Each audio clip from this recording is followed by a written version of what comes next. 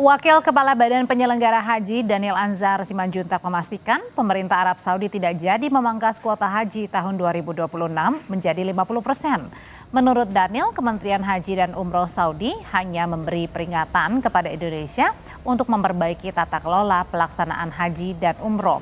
Daniel menyebut pembatalan pemotongan kuota haji tahun 2026 diambil pemerintah Arab Saudi sebagai langkah mengapresiasi komitmen Indonesia memperbaiki tata kelola pelaksanaan haji dan umroh melalui BP Haji.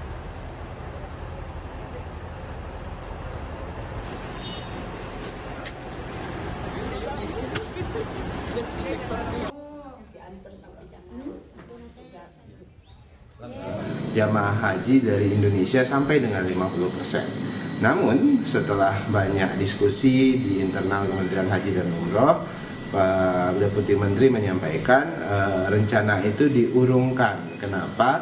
Untuk mengapresiasi dan menghormati kebijakan Presiden Prabowo yang sudah membentuk Badan Penyelenggara Haji sebagai manajemen baru penyelenggaraan haji 2026 nanti.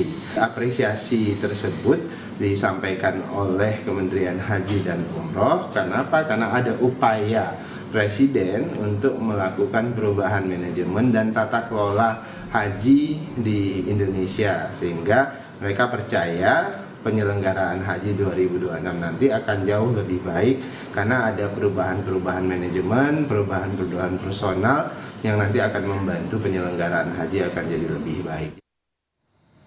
Selama 5 tahun terakhir, kuota jemaah haji Indonesia hanya mengalami 3 kali perubahan signifikan, yakni pada saat pandemi COVID-19 di tahun 2020, meski telah diberikan 221.000 kuota haji. Tapi harus dibatalkan karena pandemi yang berlanjut hingga 2021. Sehingga untuk pertama kalinya, akses menuju Tanah Suci tidak dibuka bagi jemaah haji termasuk Indonesia. Pasca pandemi, pemerintah Arab Saudi memberlakukan aturan 50% kuota haji bagi semua negara sehingga Indonesia hanya mendapat kuota 100.051 orang yang terdiri dari jemaah haji reguler sebanyak 92.825 orang dan jemaah haji khusus 7.226 orang.